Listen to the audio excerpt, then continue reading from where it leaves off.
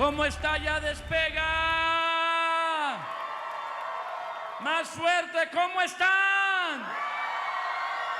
A ver si tienen los pantalones para decir estoy listo. Si Cristo viene hoy, estoy listo. Y si viene mañana, también estoy listo.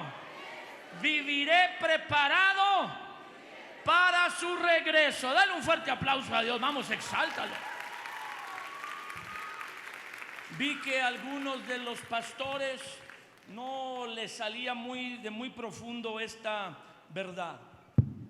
Estoy muy contento por la palabra que hemos recibido a través de los oradores. Hoy fui muy bendecido por la conferencia de Joe Rosa, después de que nos contó que estaba en la cárcel. ¿Quién estaba sufriendo cuando nos contó que estaba en la cárcel, verdad? Y no se le ve, ¿verdad? Se le ve ya bastante restaurado. Pero qué testimonio de lo que Dios puede hacer cuando le damos lugar en nuestra vida. Dale un fuerte aplauso al Señor. Vamos, dáselo fuerte. El tema del regreso de Jesucristo, de que volverá por segunda vez, así como vino por primera vez. Nació en un pesebre, en una pequeña ciudad a 11 kilómetros de Jerusalén llamada Belén, y tantas profecías, tantos profetas habían hablado cómo nacería, cómo viviría, cómo moriría entre dos ladrones, sepultado en un sepulcro prestado. Todas las profecías que hablaban de la venida de el Mesías, aunque no todas, pero una parte que hablaban del Mesías sufriente. ¿De cuál Mesías? Que vino como cordero a dar su vida y derramar su sangre por el pecado de la humanidad, se cumplieron en Jesús. Sin embargo, hay más profecías, dígalo conmigo, hay más profecías de la segunda venida de Cristo. Si las profecías de la primera venida de Jesucristo, el Mesías, se cumplieron, ¿por qué no se van a cumplir el resto de las profecías de su regreso? Dale un aplauso al Señor. Claro que se van a cumplir, claro. Yo vengo de una religión en México popular, lo he mencionado. Yo fui monaguillo, asistente de uno de mis tíos curas en el servicio de la misa. Estudié 14 años con jesuitas. Fui a ejercicios espirituales, a retiros, encierros, campamentos con jesuitas, y escuché muchas veces la lectura de los evangelios, la primera y la segunda lectura y el evangelio. Yo estudié los últimos 2 años de mi preparatoria una materia de religión que no se llamaba religión sino educación de la fe, donde había varias materias, varios como talleres a escoger, unos 7, 8, y tú escogías el que tú querías. Entonces yo escogí el que aparentemente sería el taller más difícil, que lo daba un jesuita, un sacerdote jesuita que tenía un doctorado en Sagradas Escrituras. Tener un doctorado en 1981, 82, que yo estaba saliendo de la preparatoria, era como tener hoy un doctorado más 2 posgrados. Ese hombre era una eminencia. Yo tomé 2 años los cursos con él, porque fui buen estudiante en el primer año, y repetí porque la clase era muy interesante y me fue muy bien. Yo había ido suficientemente a la misa, ejercicios espirituales, 2 años con este sacerdote con doctorado, y jamás había escuchado que Jesús regresaría por segunda vez. Es una verdad bíblica tan grande, tan importante, que al dejarla de lado en nuestro entendimiento bíblico y al no ser enseñada en nuestras congregaciones, causa una debilidad en el crecimiento del cristiano. Es como si le faltara una vitamina. Alguna persona no se muere, pero le van a venir ciertas enfermedades que si hubiera tenido esa vitamina o había comido alimentos con esa vitamina no le pasarían. la verdad bíblica de que el Mesías Jesucristo, nuestro Jesús que murió por nosotros y derramó su sangre por nuestros pecados en la cruz, regresará por segunda vez, está por todo el Nuevo Testamento. También hay profecías del Antiguo Testamento que hablan de un Mesías guerrero. ¿De un Mesías qué? La primera venida de Jesucristo, cuando nació de la Virgen María, y los magos guiados por la estrella vinieron, le adoraron, los pastores escucharon a los ángeles cantar y les dijeron la señal para encontrar al niño. Habla de la primera venida de Jesucristo como cordero. La segunda venida de Jesucristo está ejemplificada en que Él es como un león. Y en las profecías del Antiguo Testamento sobre la venida del Mesías, había tanto profecías tocantes al Mesías Cordero como al Mesías León. El gran error de los judíos fue y ha sido que ellos creían que cuando vendría el Mesías sería Cordero y León. ¿Cómo sería? No te escuché. Las profecías hablan de un Mesías victorioso que destruirá a los enemigos, que no dejará impune al que hace el mal. Pero también las profecías del Mesías hablaban de uno que vivía con una vida recta, que era un ejemplo para los seres humanos, que daría su vida por nosotros y nos reconciliaría con Dios. Los judíos creyeron que era una sola venida. Por eso cuando ven que Jesús actúa como el Mesías Cordero, pues bueno, hay muchas profecías al respecto, pero no lo ven que actúa como el Mesías. No lo ven.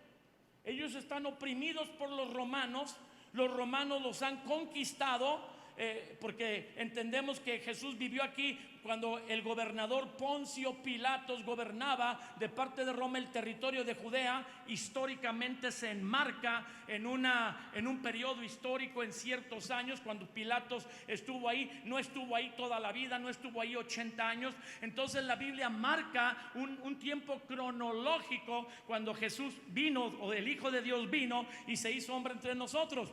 Y los judíos esperaban que este Mesías, pues sí, fuera cordero, pero fuera león, les quitara el dominio de los romanos sobre ellos. Porque las profecías hablan de un Mesías guerrero, de un Mesías león. Lo que no entendían es justo lo que nosotros estamos entendiendo, que la venida del Mesías eran dos. Una venía a salvar, a reconciliar, a dar un ejemplo de vida, a hacerse como uno de nosotros, ser tentado en todo, pero sin pecado, a dar un ejemplo, a discipular a personas, pues todos los apóstoles eran judíos. Esa fue una venida, pero que la venida total del Mesías, o la segunda parte, sucedería años después. No sucedió cuando Jesús vino a Belén de Judea a nacer en tiempos de Poncio Pilatos, sino que sucederá en el tiempo próximo, cercano, próximo, muy cercano, en nuestros días, donde hoy la nación de Israel existe, donde la nación de Israel ya tiene un territorio. Los judíos siempre estuvieron en el mundo, pero no eran conocidos como nación, porque los romanos, cuando ellos se rebelaron a Roma por el año 70, los destruyeron y los dispersaron por todo el mundo antiguo, impidiendo por ley que estuvieran en ese territorio de nuevo. Entonces los judíos no regresaron al territorio geográfico que tenían por 1900 años. 1, 2, 3. ¡Ay, jole! Y las profecías pendientes sobre el Mesías guerrero, sobre el Mesías león, no se podían cumplir hasta que Israel fuera de nuevo una nación. Y aunque Israel tenía una lengua, tenía una religión y ciertas costumbres, estaban esparcidos por el mundo. Pero después de la Segunda Guerra Mundial, tal vez por el cargo de conciencia de las naciones poderosas occidentales que ganaron la Segunda Guerra Mundial, y al enterarse de la matanza, de la masacre de los alemanes, especial de Hitler y de sus primeros oficiales, los más importantes, con los judíos, decidieron darle un territorio geográfico en lo que antes había sido su tierra. Los judíos ocuparon ese territorio, se volvieron una nación completa, porque una nación no es nación sin un territorio, y empezaron a extenderse al norte, al sur, al este y el oeste. Las naciones árabes se enojaron porque la alianza de naciones vencedoras en la Segunda Guerra Mundial decidió entregar ese territorio, y los árabes los atacaron y los judíos se defendieron, pero en esa guerra, a poco tiempo de haberse instalado en ese territorio, les ayudó a los judíos a expandir su territorio. No solamente los árabes perdieron la guerra, sino perdieron territorio las naciones que los rodearon, y vino una segunda guerra después, y los judíos se defendieron y extendieron más su territorio, y viene una tercera guerra, tal vez una guerra mundial en nuestros días, y si van a atacar a Israel, lo que va a suceder es que van a usar la guerra, los van a querer destruir, pero Dios los va a ayudar como los ha ayudado en otras guerras en este siglo pasado, y van a volver a tener el territorio hasta que logren tener todo el territorio que la Biblia marca que Dios les dio. Alguien dele un aplauso a Dios. Alguien se lo puede dar más fuerte.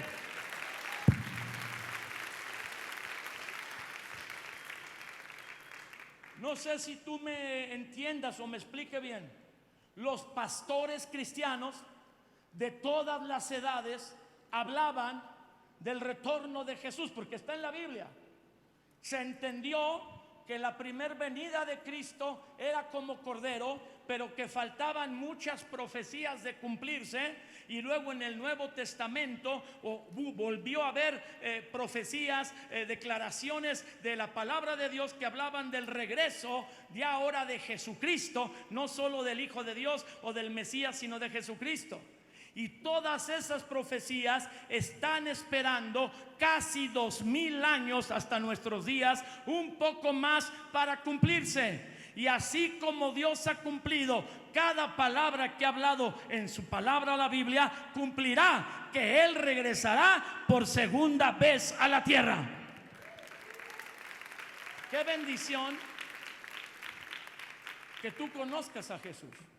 Y si tú nos acompañas, tienes poco tiempo, alguien te invitó, estás viendo la transmisión y has sido impactado por lo que Dios te ha mostrado, ha hablado en estos días de congreso, no es nada comparado con que tengas la seguridad de que estás del lado del vencedor, y que si el Señor Jesús regresa y tú lo llegas a ver venir en las nubes, descender en el aire, tú vas a ir con Él. O si murieses antes de que Él retorne, la seguridad de que tú estarás con Él para siempre es más grande que cualquier tesoro que puedas tener en esta tierra. Vamos, dale gloria a Dios. Quiero titular el mensaje: yo creo. ¿Cómo titulo el mensaje? Vamos, más fuerte. ¿Cómo titulo el mensaje? Yo creo que Él regresará y yo le estaré esperando. Dale un aplauso fuerte a Dios. Vamos, déselo fuerte. Cuenta la historia que el capitán de un barco miraba a lo lejos unas pequeñas luces tenues en la oscuridad del fondo de la visibilidad en la noche. De inmediato ordenó a su guardia, el especialista, enviar el siguiente mensaje en las frecuencias que había: altere su rumbo 10 grados hacia el sur, pensando en aquella luz tenue que veía en lo profundo. Altere su rumbo 10 grados hacia el sur. Enseguida recibe la contestación a su envío: altere el suyo 10 grados hacia el norte. Como contestación, el capitán del barco se enfadó, ya que su orden o instrucción, pensando que fuera otro barco, no la acataba. Altere de nuevo, altere su rumbo 10 grados hacia el sur. Yo soy el capitán de una nave, altere su rumbo 10 grados hacia el sur. La contestación viene de nuevo y le dice: yo soy el marinero de tercera clase Martínez, altere su rumbo 10 grados hacia el norte.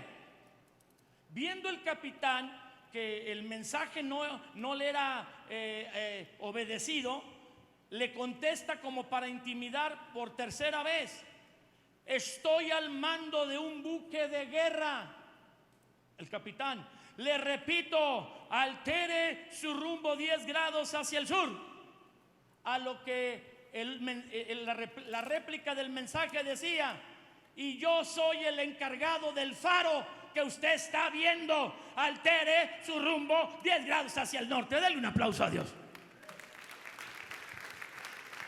Se estaba peleando con el faro. No era un barco, él pensaba que era un barco y quería que alterara el rumbo, pero el encargado del faro le decía: no voy a alterar el rumbo, el que lo tiene que alterar es usted, porque bueno, no le dijo soy un faro, pero el faro estaba para dirigir los barcos para que no encallaran en arrecifes o lugares de poca profundidad para navegar.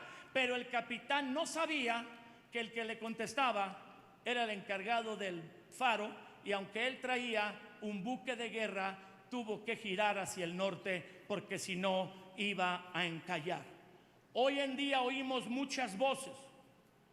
Realmente podemos definir que vivimos en una temporada donde la oscuridad está avanzando y muchas voces nos dan órdenes diciendo qué deberíamos hacer, qué deberíamos esperar del futuro. Pero hay una voz clara en medio de todas las circunstancias que vivimos, diciéndonos que debemos alterar nuestro rumbo 10 grados hacia el norte, por tomar la historia que acabo de contar del faro y el capitán. Y esa voz es la de Dios, la voz de su palabra. No importando quién te diga qué rumbo tomar, tienes que confiar en la voz de nuestro encargado del faro, de el que tiene la dirección segura para no encallar. Y esa voz nos dice que Jesús regresará y que estemos esperándolo, lo estemos esperando preparados. Alguien le da un fuerte aplauso al Señor. Por el año 350-400 de nuestra era, por el año 350-400 se reunieron los obispos de todo el mundo romano antiguo y de todo el mundo cristiano. Uno de los emperadores romanos tuvo el consejo de gente que le rodeaba, que reuniera a los obispos cristianos de todas las ciudades, de todas las naciones del Imperio Romano, en el que se conoció como el Concilio de Nicea. Y entre las cosas principales que había como problema en la iglesia primitiva, o la iglesia que había seguido a los apóstoles y a los discípulos de los apóstoles y a los discípulos de los discípulos de los discípulos de los apóstoles, la iglesia cristiana que se extendía en el mundo, en el norte de África, en Europa, en el Medio Oriente de Asia y hasta lo profundo del Oriente, China y la India. Se había extendido el cristianismo, pero había un problema de enseñanza, llamado también de doctrina. No me gusta la palabra doctrina porque la gente no entiende eso, pero era que como había los libros de Evangelio de Mateo, Marcos, Lucas, Juan, pero había muchos otros pseudoevangelios, había muchos otros libros. Estaban las cartas a los Corintios, la carta a los Filipenses, a los Efesios, a los Gálatas, pero había un montón de cartas falsas circulando, y estaba el libro de Hebreos y el libro de los Hechos, y el libro de Apocalipsis, después escrito por Juan, el último de todos los libros que tenemos en la Biblia. Pero había mucho en circulación de escritos falsos. Los obispos se tuvieron que reunir para examinar todos los escritos que en su tiempo hablaban de Jesucristo y definir cuáles ellos, orando y analizando texto por texto, eran correctos, inspirados, originales, y cuáles eran falsos. El cristianismo se empezó a hacer popular. Al principio muchos atacaban a los cristianos, pero los cristianos vencían la guerra a través del amor y servir aún a los que los masacraban. El cristianismo conquistó a la bestia de dientes de hierro, el Imperio Romano, que los martirizaba, que los mandaba a hacer en las peleas de gladiadores, a comerse por las fieras. El emperador Nerón los empaló, les metió una estaca por el recto hasta que salía por la boca muertos, les manchaba de brea y les prendía fuego como antorchas vivientes. Y mientras ellos eran quemados, masacrados, alababan a Dios cantando. Gracias por tu entusiasmo.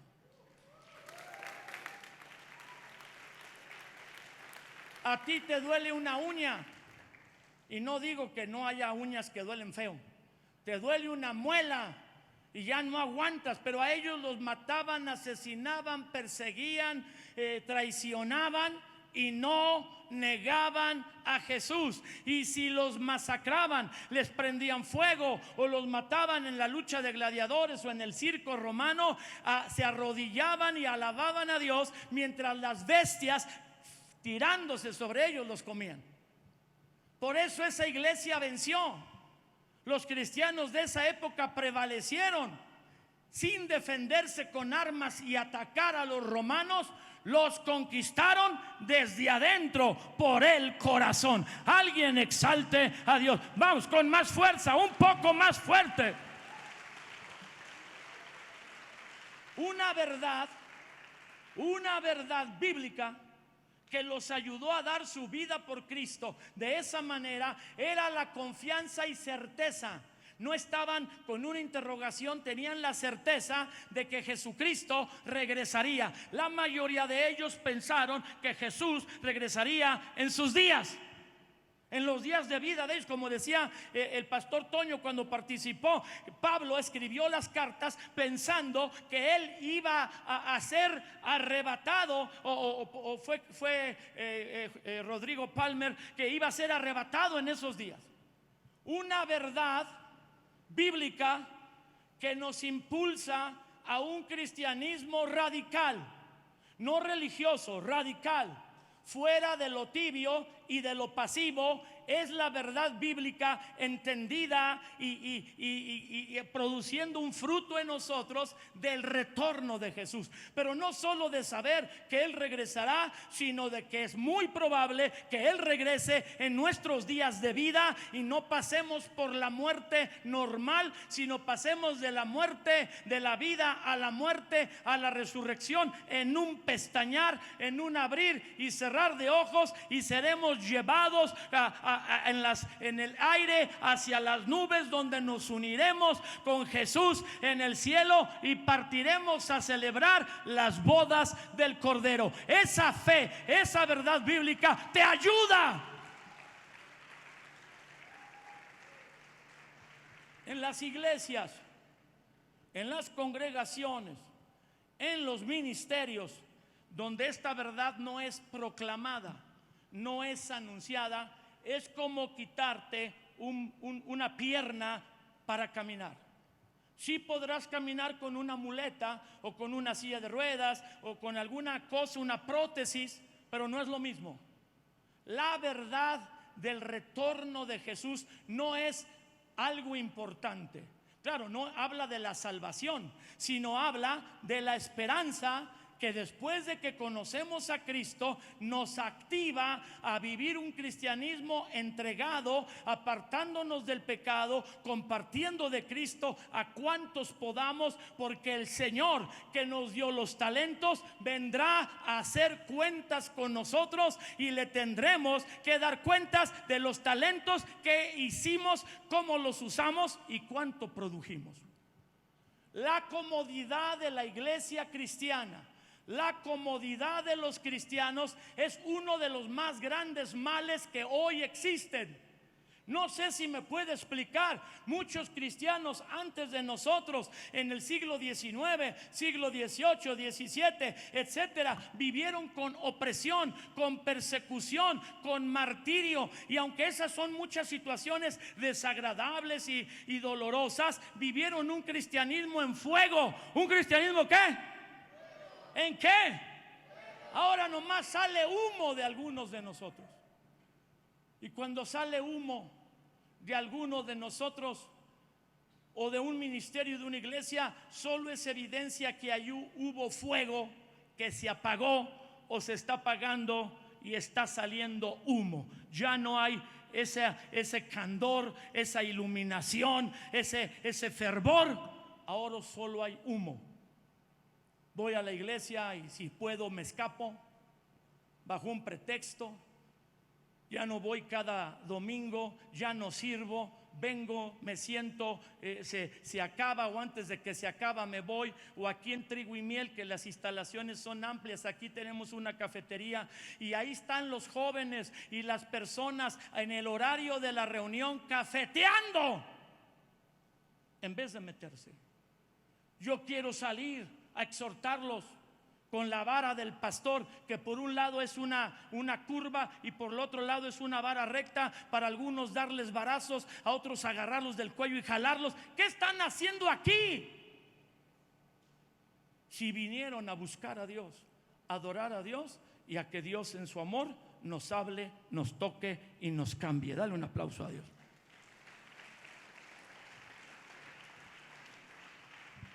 ¿Qué quiere decir? Que cuando tú te sientas mucho tiempo cómodo, algo está mal.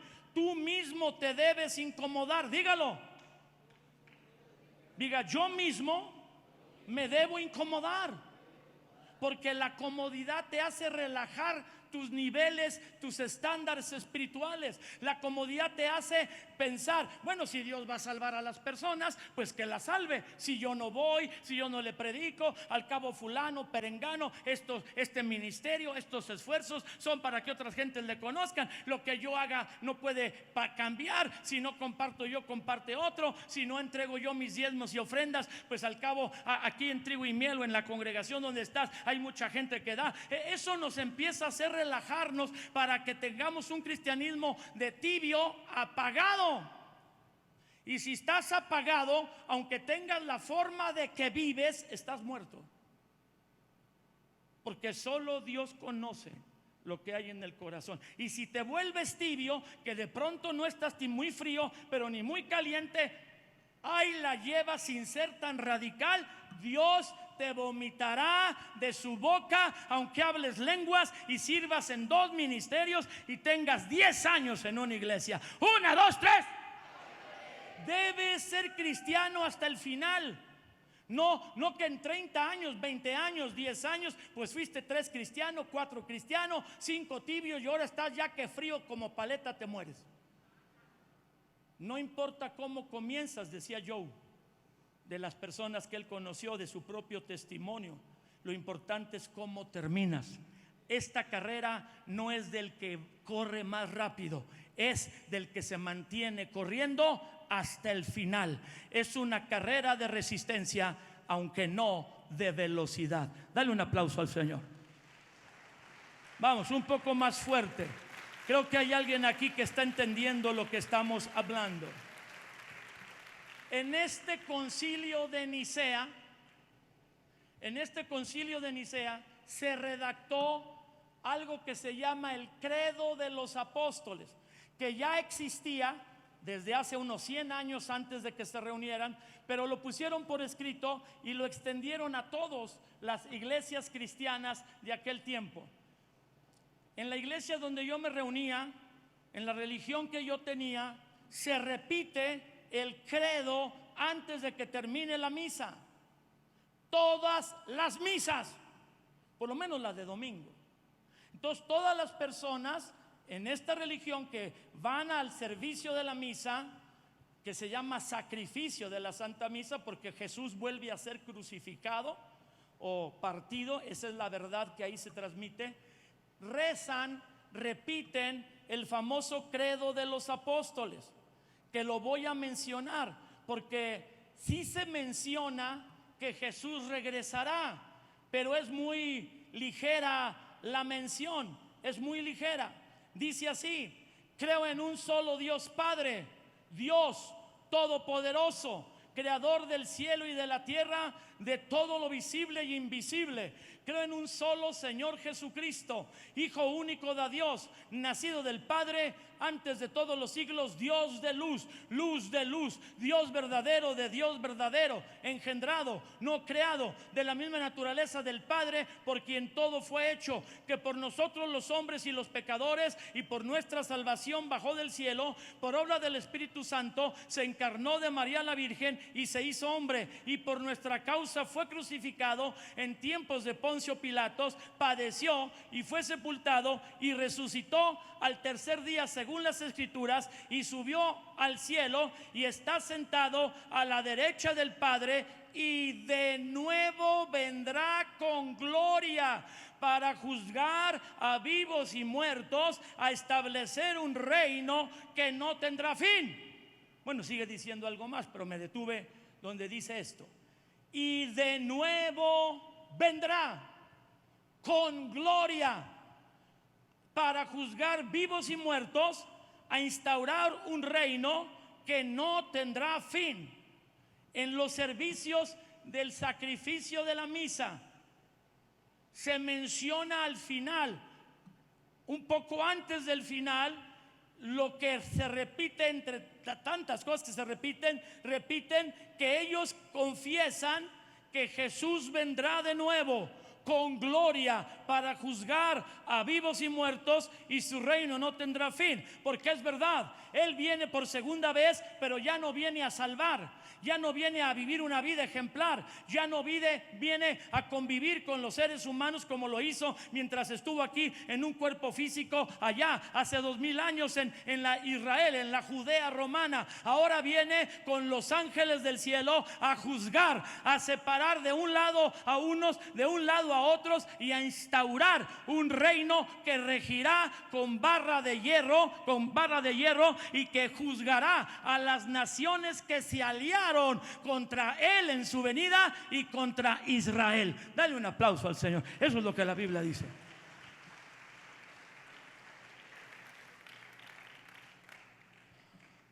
La palabra de Dios, las promesas de su regreso están casi en todos los libros del Nuevo Testamento. Es difícil que no haya un libro que no hable del retorno de Jesús. Por ejemplo, en Juan 14:3, el Evangelio de Juan, capítulo 14, verso 3, está hablando de que Él irá al cielo a preparar habitación para que donde Él está, nosotros también estemos. Y dice en el verso 3: si me fuere y os preparare lugar, vendré otra vez. Tengo un amigo que ganó el campeonato de improvisación teatral, que me enseñó a hablar en cámara lenta. Se llama Fabián Garza y es amigo nuestro y ha estado aquí en algunos años anteriores. Voy a leerlo: si me fuere y os preparare el lugar, vendré otra vez. Eso fue para los de lento aprendizaje. Vendré otra vez y os tomaré a mí mismo, para que donde yo estoy, también ustedes estén. Juan 14 dice que Él regresará. Dale un aplauso al Señor. Vamos, dáselo más fuerte. En el libro de los Hechos, este es el Evangelio de Juan. Ahora en el libro de los Hechos, capítulo 1, versos 9 al 11. En el libro de los Hechos, escrito por el doctor Lucas, que era médico de profesión, pero era un discípulo acompañante del apóstol Pablo, y que mucho de lo que escribió en el Evangelio de Lucas y en el libro de los Hechos es lo que vivió al viajar con el apóstol Pablo y lo que investigó de los demás apóstoles, porque Pablo no fue entrenado por Jesús en su ministerio terrenal. Él tenía 12, menos Judas, que se ahorcó, se colgó y se ahorcó y se cayó y se abrió la cabeza, pero Pablo no estaba. Entonces ellos preguntaban a los apóstoles que habían sido discipulados, enseñados por Jesús, las cosas, y Lucas las anotaba. Era médico, era una persona que sabía leer, sabía escribir, era una persona de un promedio de conocimiento más alto, y él escribe el libro de los Hechos. Él es el que narra la ascensión de Cristo. Ni Mateo, ni Marcos, ni Lucas, ni Juan. Ni Mateo, ni Marcos, ni Juan, sino Lucas, el que no fue discípulo de Jesús. Juan fue discípulo de Jesús, Marco fue discípulo de Pedro, y el evangelio de Marcos es todo lo que Marcos oía mientras asistía al apóstol Pedro, que estuvo con Jesús, a hablar. Por eso es el más cortito y está dedicado a dar testimonio a los romanos. Pero está Mateo, que fue discípulo de Jesús, Marcos, que escribe lo que oye a Pedro, que fue discípulo de Jesús, y Juan, los tres enseñados por Jesús. Pero Lucas no, Lucas es el médico, el asistente de Pablo. Él es el que describe en el capítulo 1 de Hechos cuando Jesús fue llevado al cielo. Verso 9, verso 10 y verso 11 nos narra lo que pasa cuando Jesús está ascendiendo. Y Jesús, habiendo dicho estas cosas, verso 9, viéndolo ellos, fue alzado, levantado, subir, y le recibió una nube que le ocultó de sus ojos. Y estando todos los asistentes puestos los ojos en el cielo, obviamente viendo a Jesús subir y ser ocultado por las nubes, en tanto que se iba, he aquí se pusieron junto a ellos dos varones con vestiduras blancas, muy probablemente ángeles. Ningún ángel en la Biblia es descrito con alas. 1, 2, 3. Nomás que no leen suficiente la Biblia y creen las caricaturas y las ilustraciones. Ningún ángel en la Biblia es descrito con alas. Los seres vivientes, los serafines, los querubines tienen alas, pero los ángeles no, sino que ellos ven dos varones con vestiduras blancas. Muchas apariciones de ángeles son como personas como nosotros, pero bien, son ángeles. Por eso dice la Biblia, algunos sin saberlo hospedaron ángeles. Y estos ángeles o varones con vestiduras blancas, verso 11, les dicen: varones galileos, ¿por qué están mirando al cielo? Este mismo Jesús que ha sido tomado de ustedes al cielo, así vendrá, así regresará en las nubes del cielo hacia la tierra. Así vendrá como le habéis visto ir al cielo. La Biblia en Hechos habla del regreso de Jesucristo. Híjole, tus aplausos me aturden, qué bárbaro.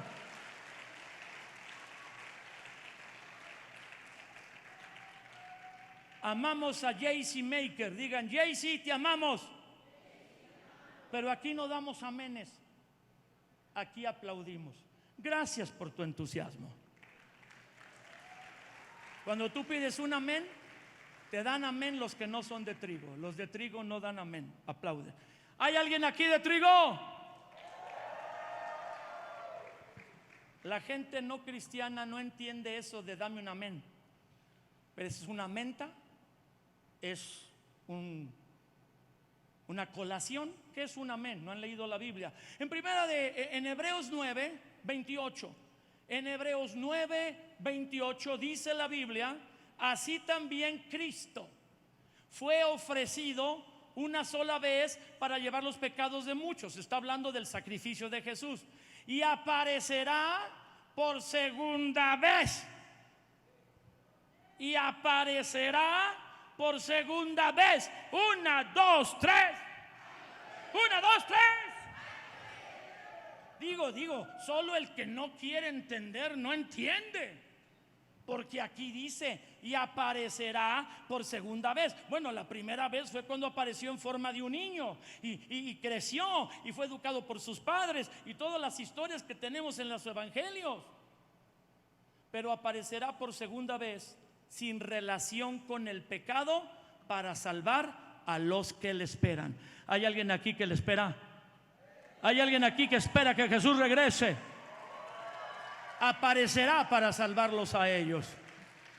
Bueno, los estoy aturdiendo. Es que no es una verdad mencionada ahí con temor una o dos veces. Está por todos los libros del Nuevo Testamento, varias veces en los evangelios.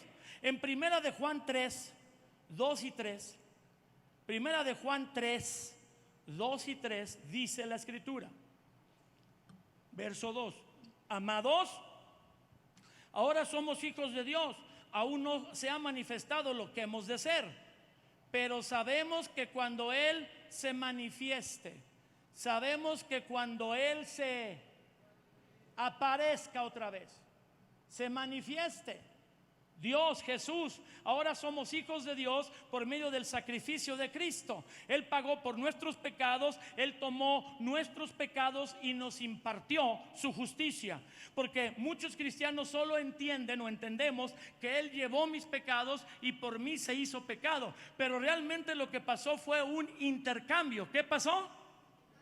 Un intercambio de los dos lados. Él tomó nuestro pecado, o sea, le dimos al recibir a Jesús, al reconocerlo como Señor y Dios, al arrepentirnos de nuestra mala manera de vivir, de nuestros pecados y decir: Señor, es cierto, yo peco porque quiero, peco porque estoy atrapado en un vicio, en una atadura, pero yo te entrego mi vida y hay una liberación. Él toma nuestro pecado, pero al mismo tiempo nos imparte su justicia, nos entrega su obediencia como si fuera una bata, un traje, un saco. Él toma el saco de mis pecados y ahora Él lo tiene, y por eso fue castigado de la manera tan violenta en la cruz. El castigo de nuestra paz fue sobre Él, pero Él toma mi saco, mi vestidura de pecado, y me da su vestidura de obediencia perfecta y de justicia, de manera que no solo Él toma mi pecado, sino hay un intercambio. Él me da su justicia. Es porque ahora estoy vestido con la justicia de Jesús. Es que ahora he recibido la obediencia perfecta de Jesús, que puedo llegar con el Padre, y el Padre ya no ve mi pecado, sino ve la justicia de Jesús en mí. Me ve como si fuera Jesús. Alguien celébrelo, vamos. Muchas personas no entienden que no solo nuestro pecado fue a Jesús, su justicia, ¿su qué? O sea, la posición correcta, alguien justo que hace el bien, que tiene una posición correcta con Dios, su obediencia. Él fue obediente hasta la muerte, y muerte de cruz me es impartida. Ahora, cuando vengo delante de Dios en el nombre de Él me ve sin pecado. Él me ve justo y con obediencia perfecta, como si fuera el mismo Jesús. Como le dijo el amigo que Palmer oró por él para que le creciera el dedo: ¡no manches! Creo que dijo: ¡ay, jole! No, ay, jole, porque no le enseñó esa parte del evangelio. No me dijo: ¡ay, no manches! Somos, por los méritos de Cristo, tan justos como Jesús.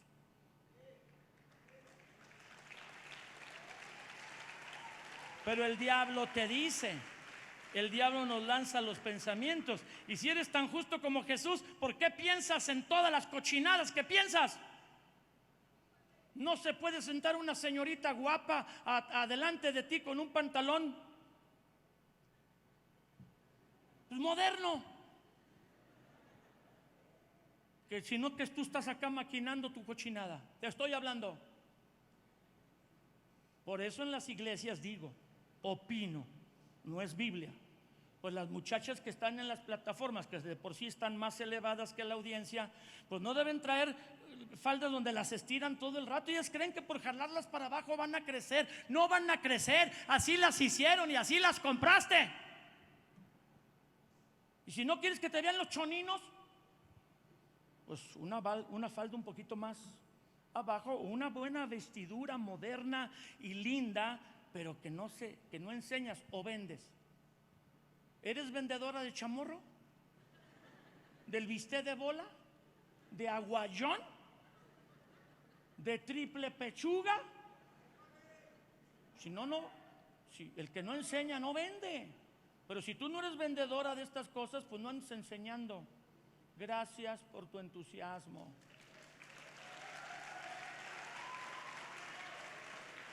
Yo no te digo cómo te vistas, eso pregúntaselo a tu papá y a tu pastor. Nomás yo opino que no andes enseñando cosas que no vendes. Luego, es que él es un depravado. Pues le enseñabas todo ya, hasta la imaginación le quitaste. Esas mallas que te pones cuando van al gimnasio. ¿Para qué crees que van los hombres al gimnasio? A ponerse mameis. Van a verte el trasero o el delantero, tope trasero, tope delantero. Y algunas usan unas ropas tan apretadas que ya no hace falta la imaginación. Y son las que se publican en Instagram y en TikTok. Y ahí están. Ay, ahora hasta las muchachas dicen, yo las he escuchado, mírales las pompis. ¿A quién? Las muchachas andan viéndole las pompis a los muchachos. En mi tiempo no era eso. En mi tiempo eran los puros depravados de los muchachos. Y ahora hay de las facilitas de las muchachas. ¿Qué le andas viendo a las pompis y el bulto de enfrente? No te hagas, te estoy hablando. Imagínate que Jesús está a tu lado. Le decías, no, estoy viéndole que está una mancha ahí. No, hombre. ¿Tú harías eso con Jesús a tu lado? Es que lo tienes adentro, hijo. Lo traes adentro. No necesitas tenerlo a tu lado. Ya lo tienes dentro y lo haces ver toda la cochinada que tú ves.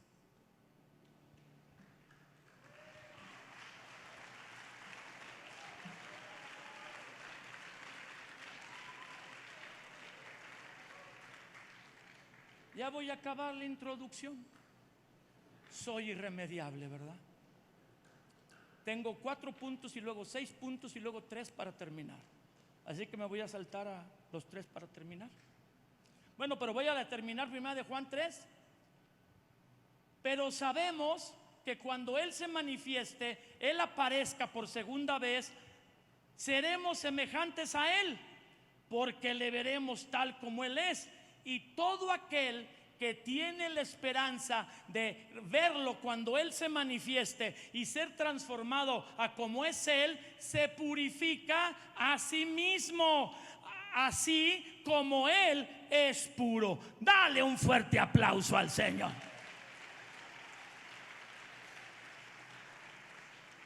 ¿Ya estás ahí?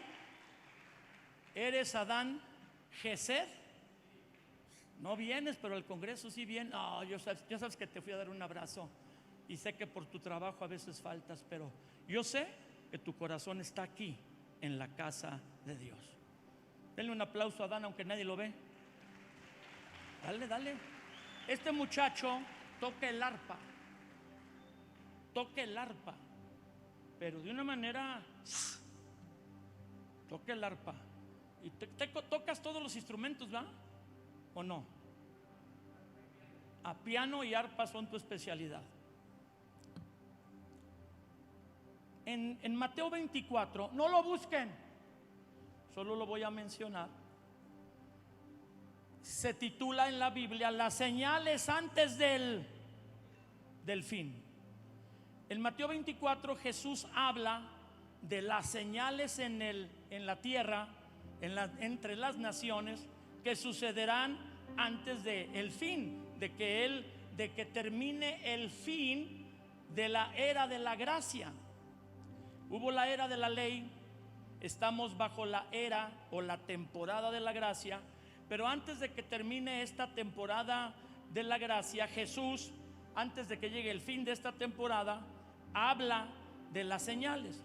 Sin embargo, en el capítulo 25, ¿en qué capítulo? El que sigue después del 24. Obvio. Digan, pues sí. Jesús cuenta 3 historias. 3 historias impresionantes. Que su objetivo es no decir cuándo vendrá, porque los apóstoles le dicen por el Mateo 24, ¿y cuándo serán estas cosas? Entonces él responde contando 3 historias que incluyen las actitudes o acciones que debemos estar haciendo para esperar su regreso.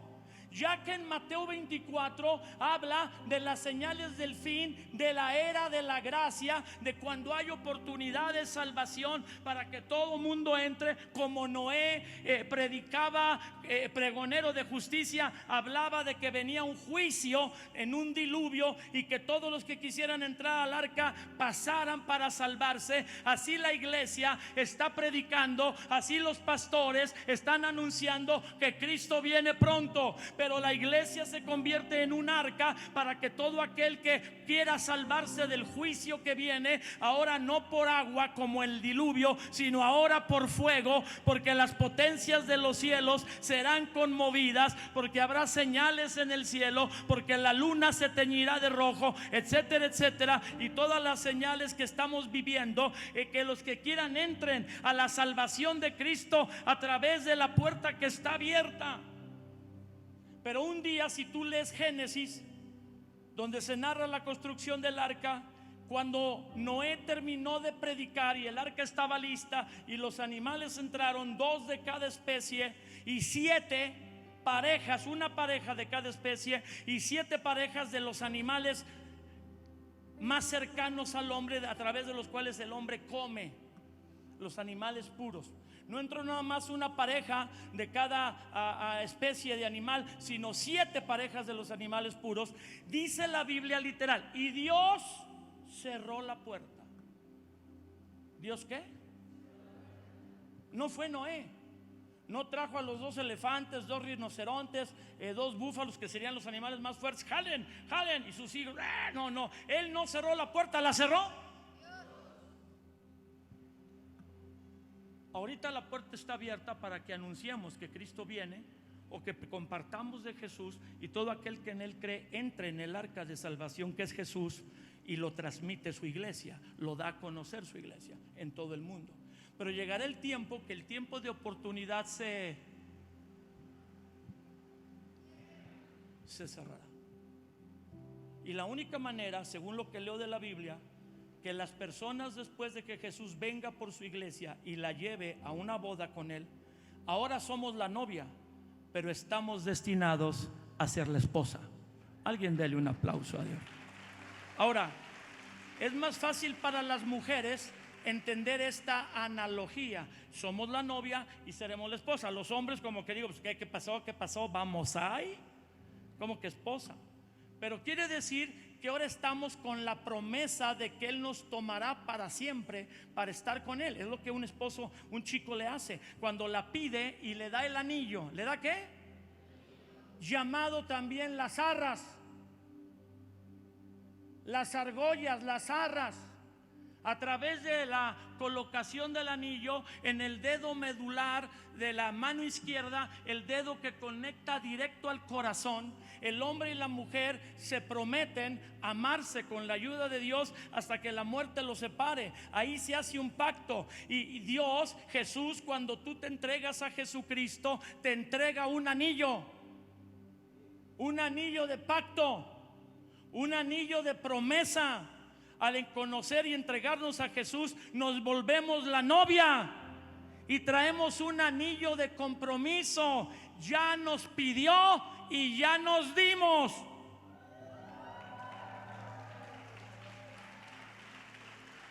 Pero no son esposos. Aunque tenga el anillo, hay una promesa hasta que se casan. El anillo que tenemos es el Espíritu Santo. El Espíritu Santo morando en cada uno de nosotros, haciéndonos templo. Son las arras de nuestra herencia. La garantía de que un día estaremos con Jesús para siempre es que el Santo Espíritu de Dios mora en nosotros.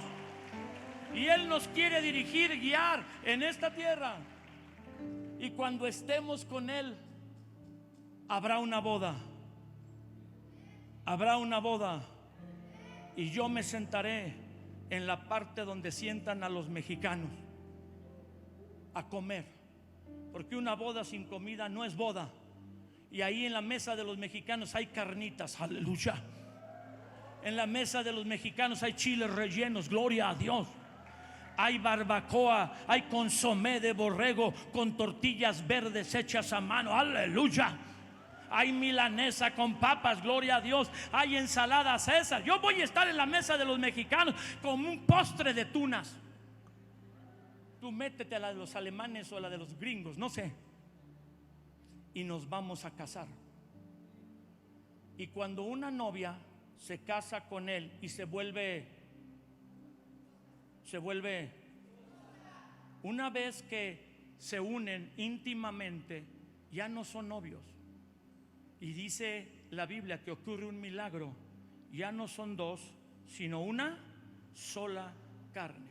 Y la esposa se vuelve dueña de todo lo que es del esposo. Vamos, alguien denle gloria a Dios. Alguien exalte al Señor. Por eso la Biblia dice: ahora somos hijos. ¿Somos qué? Miren cuál amor nos ha dado el Padre de ser llamados hijos de Dios. Ahora somos hijos, pero no se ha manifestado completamente lo que hemos de ser, porque como hijos de Dios somos herederos. Herederos de Dios, coherederos de Cristo, con Cristo. O sea, tenemos herencia, pero no es lo mismo ser heredero que ser dueño. Acá estoy. No es lo mismo ser heredero a ser. Hoy somos herederos aquí en la tierra. Somos herederos aquí en la tierra. Y todo lo de Dios y lo de Cristo es nuestro. Tenemos que aplicarlo y usarlo. Pero estamos destinados a ser dueños de todo lo que es del esposo. Que alguien le dé gloria a Dios. No es lo mismo heredero que dueño. Jesús cuenta tres historias. Tres historias. La historia de las vírgenes invitadas a la boda, la historia de la parábola de los talentos y la historia de las ovejas y los cabritos. Las historias de Mateo 25 tienen como propósito enseñarnos la actitud que debemos tener en tanto regresa el Señor, en tanto se realizan esas bodas.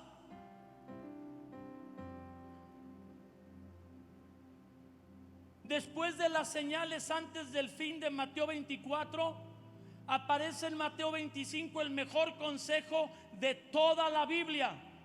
El mejor consejo de toda la Biblia, de la boca del mismo Señor Jesús, en la forma de tres parábolas o historias.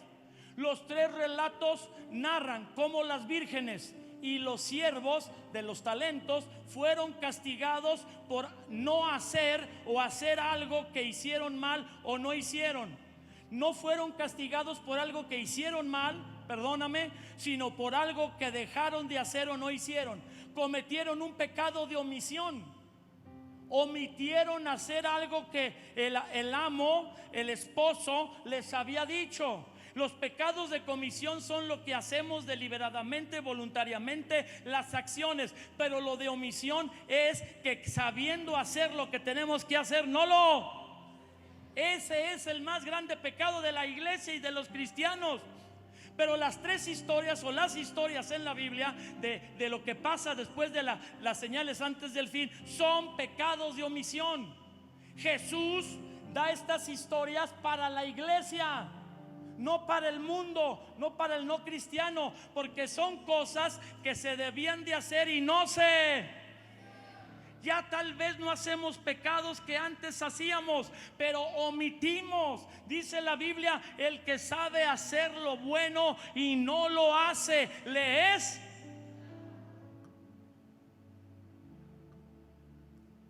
La puerta fue cerrada a las vírgenes insensatas por su negligencia. Al siervo que solo tuvo un talento y lo escondió, al siervo indolente e inservible por no haber hecho nada con el talento, no haber producido nada por su Señor, fue echado a las tinieblas de afuera. Y a los que estaban sentados a la izquierda, cuando el Señor separó ovejas de cabritos en la última historia, fueron castigados severamente por descuidar las muchas oportunidades de demostrar la bondad y el amor de Dios. La gran lección de estas tres parábolas con respecto a la segunda venida de Cristo a la tierra es que debemos estar alertas y vivir preparados siempre, haciendo diligentemente lo que el Señor nos encomendó. Número 1, llenos espiritualmente, fervientes, estando alertas de su regreso, con aceite en las lámparas, lámparas encendidas y aceite de reserva, para que cuando se oye la voz como trompeta, ya viene el Señor, tú digas: estoy listo. Las 10 vírgenes cabecearon y se durmieron. Puedes descuidarte un poco, pero estás listo. Cuando sea que Él viene, tienes aceite en tu lámpara. Número 2, produciendo ganancia, ganando o incrementando lo que Dios te confió, me confió, dando fruto, generando ganancia para honrarlo. Él quiere que tenga mi vida llena espiritualmente, tenga fervor, la lámpara encendida con aceite, pero esté produciendo fruto y ganancia de lo que Él me dio, para darle el talento que me dio, los talentos que me dio y la ganancia. Y número 3, quiere que estemos amando, sirviendo, ayudando a otros, en especial a los más vulnerables, porque la parábola de la oveja y los cabritos que son separados, uno a la derecha y otros a la izquierda, es que Jesús les dice: estuve hambriento y me diste de comer, estuve sediento y me diste de beber, estuve en la cárcel y me visitaste, no tuve que ponerme y me diste, me cobijaste. ¿Cuándo te vi hambriento? ¿Cuándo te vi sediento? ¿Cuándo te vi en la cárcel? Cuando lo hiciste a los más pequeños, a mí me lo hiciste. No dejes de mostrar amor, no dejes de mostrar misericordia, no dejes de ayudar a los menos favorecidos, porque lo que haces a ellos, a mí me lo hiciste. Ya acabé.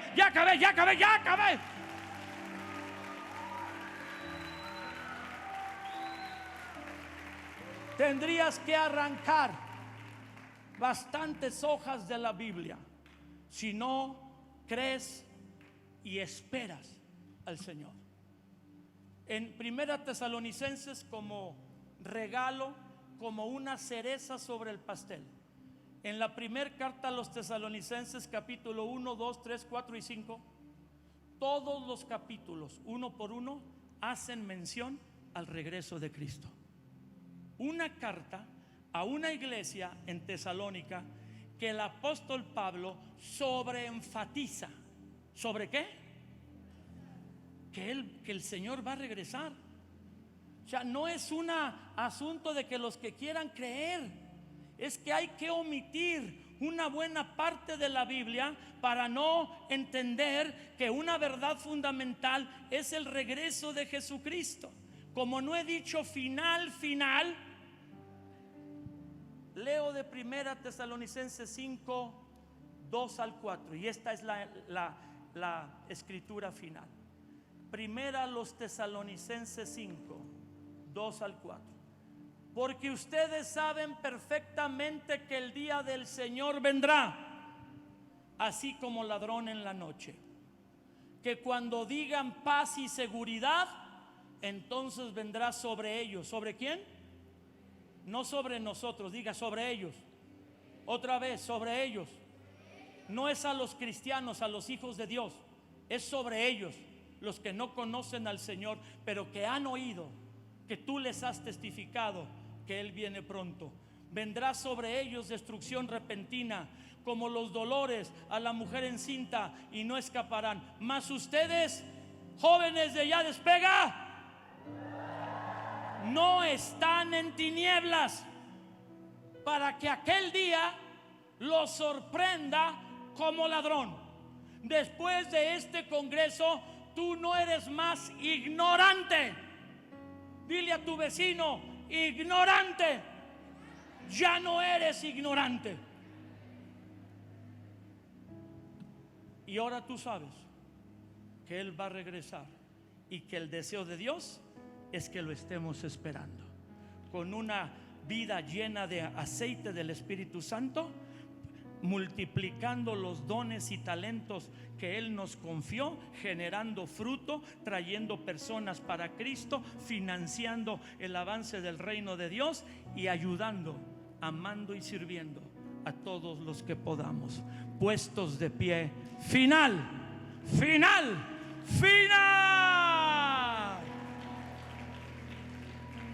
Levanta tus manos y di: yo creo. Dilo más fuerte: yo creo que tú vienes pronto.